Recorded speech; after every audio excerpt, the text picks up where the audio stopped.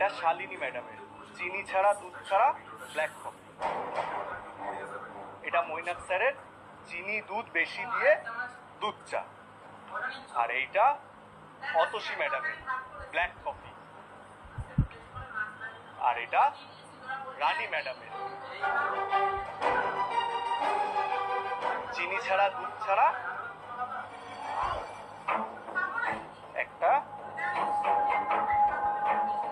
Black টি।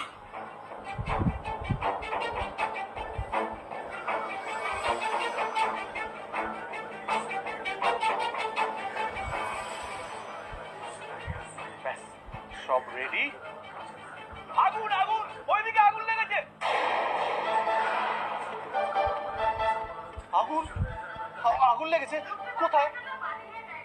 আগুন কোথায় লেগেছে?